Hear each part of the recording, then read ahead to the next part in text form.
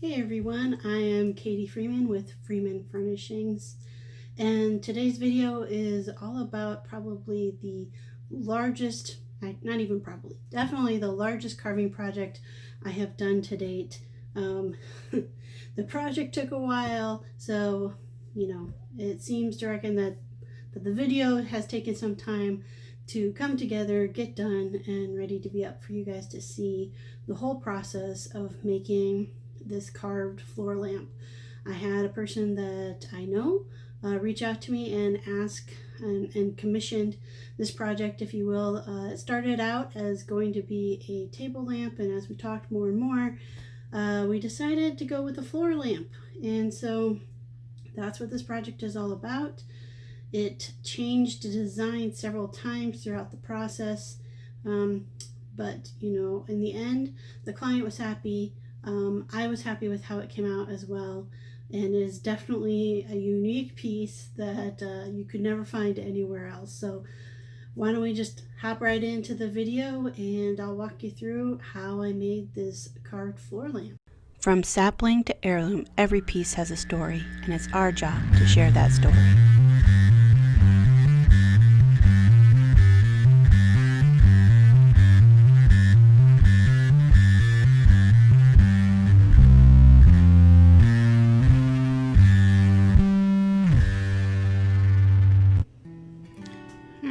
Pretty simple just to get things started. I picked up some wood from storage unit I had filled with wood, as you can see here. I'd already brought the client here to check out what pieces she wanted used for this floor lamp project. So this is a big piece of box elder, big log of box elder, and then a piece of maple that's going to be used to make the lamp. The first step of the process is really just about flattening out the top and bottom of the box elder log. So to start that process, I used my Arbortech turbo plane to get just a small sliver of the top of the log flat as a reference surface, and then I made this quick little jig out of plywood and used the router to do the rest. Once that was flat, the top, then I could do the bottom, and the bottom really just needed some kind of sanding. I did use one of my Cuts-All grinding discs to get the job done. With everything flattened out, then it was time to basically get all of the soft punky wood out of the center. One of the reasons we chose this log in particular to serve as the base for the log is because I knew that this log had been thoroughly attacked by a bunch of ants and had quite a bit of wood that would be removed from it, and we thought that would be a really interesting feature at the base of this floor lamp. Plus, hey, the hole in it already helps with stringing the cord, the electrical cord, through for the lamp. So I used chisels, I used angle grinder, I used mini angle grinder, basically whatever I could to get all of the rotted wood out of the center.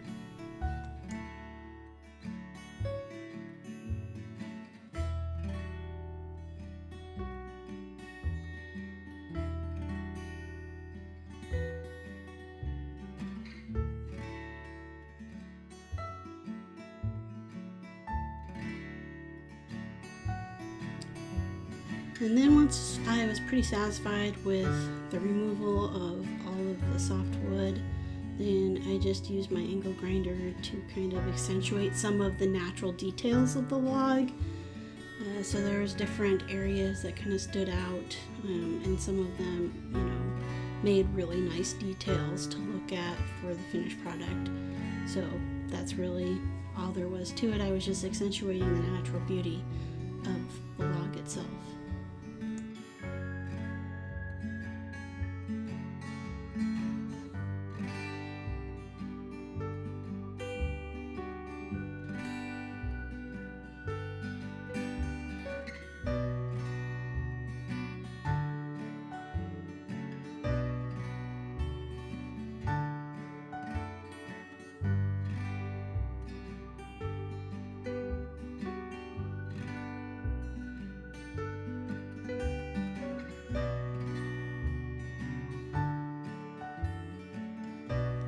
Once I felt like I had the base of the lamp pretty well situated, it was time to get started on what would form the top half of the lamp.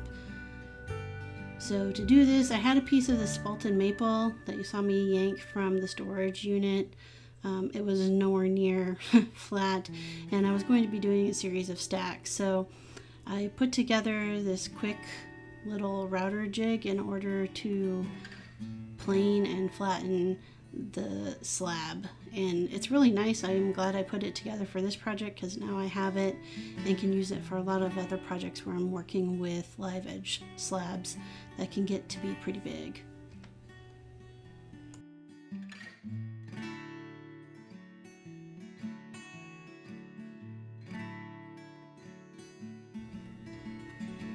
After it was all leveled, I cut it up into pieces, going down from kind of a large down to a smaller size up to the top, and then I used the bandsaw to cut them closer to kind of net shape so I would have less carving work to do.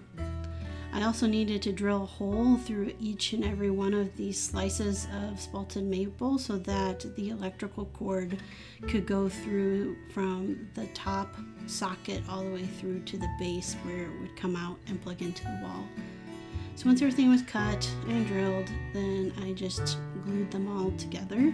And here is where I'm going to point out a key mistake. I wish I would have done dowels in between each and every layer because this would have come in handy later on when the top does break off and I have to do a fix to it.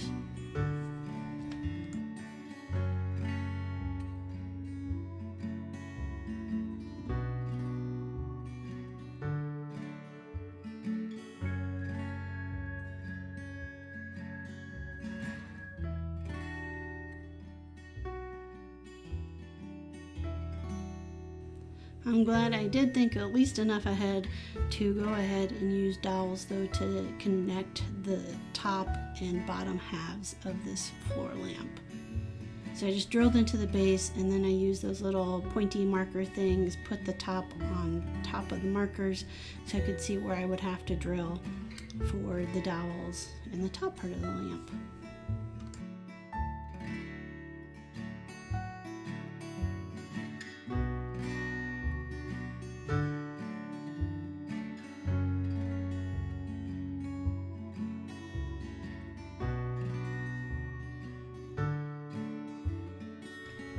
Once the glue was dry, then it was time to get the top carved to shape. So for this, I just used several different types of Kutzall carving discs. They're extreme carve line of carving discs to do this.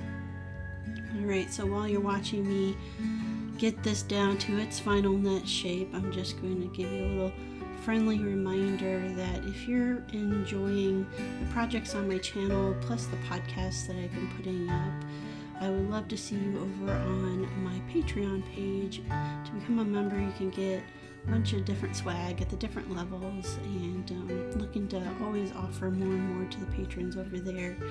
And while I'm at it, I will say a big thank you to Melinda Miller, Elizabeth Kluan, and Bonita Jerry. Thank you also very much for your patronage.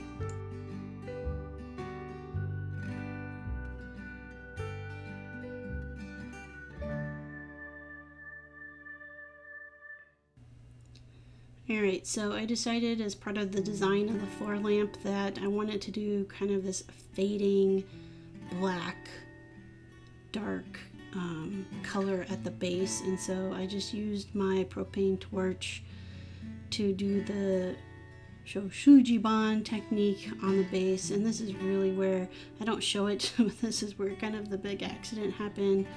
I did not clear as much of the loose dry wood out of the inside of the log as I thought I had, and so while I was burning, I did end up catching fire and having a hard time to get out. And in the process of getting it off the table so I could get it outside, I did, the top part broke at a weak point, and I do eventually have to fix that. So that's why you see me here going back in and removing some more of the dried wood that I didn't realize was quite there. And then also doing a little bit more burning after I used the nylon brushes because I wanted it to be darker than what it came out to be. So what you saw me using on the surface was just some nylon brushes. Like with everything, I will put links to all the tools down below in the description.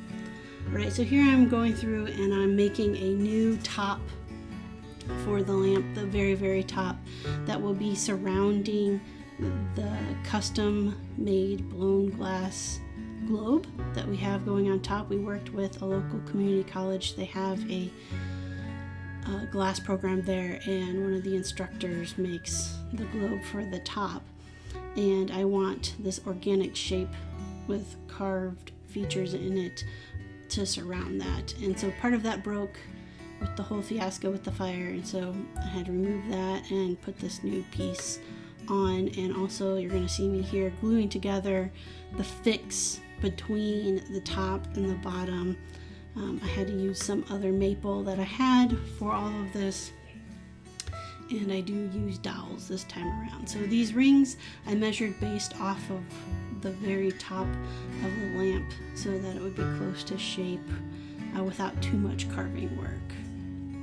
And then I put in another set of dowels to attach this fix.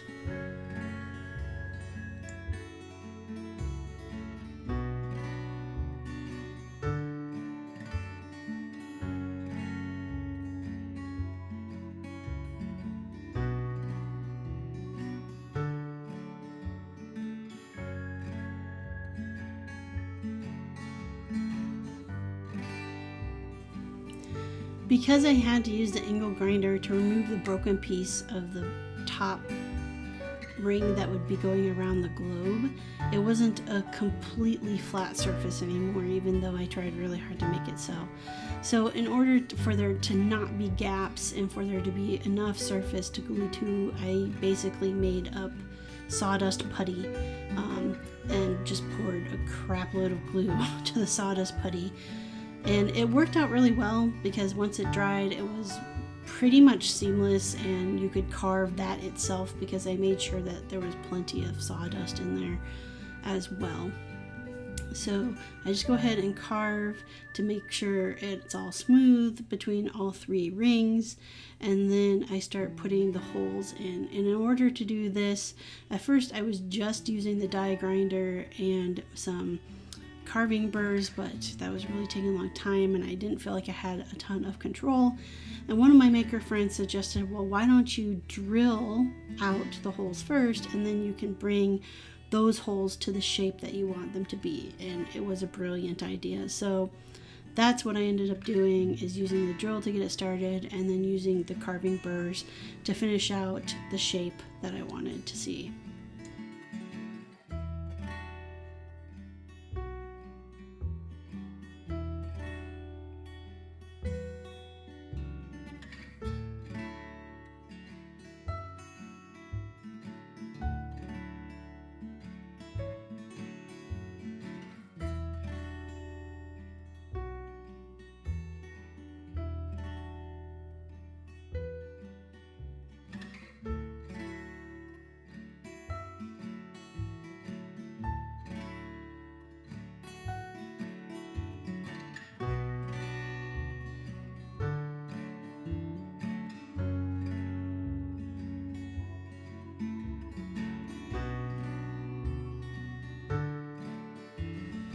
Now, in order to provide a safe way for having the globe sit on top, I used a router to start with to make a groove around the hole.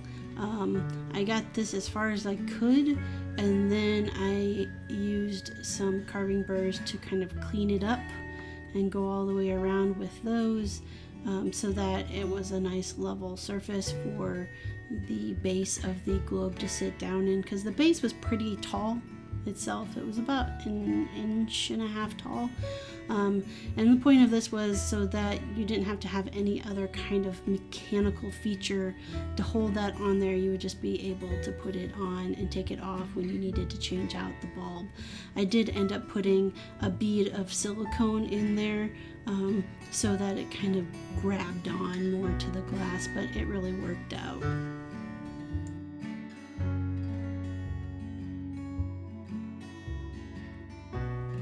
Once the top of the lamp was all fixed and done, then it was time to reconnect them. You can see I used dowels, and again, I did have to use some of this sawdust dough, if you will, because even though, again, I tried really hard to make sure that they were both flat, they weren't exactly flat, and so this helped fix that. Then I drilled a hole in the side of the base, strung through the electrical component, which I didn't have to do any wiring of. I purchased this straight off of Amazon, and it works great. She wanted the switch at the base of the cord to make it easier to use, and so I just used essentially a liquid nails type of product to glue the socket into place, and voila, it's there for good. Then it was time to do some sanding of the top before I applied the finish.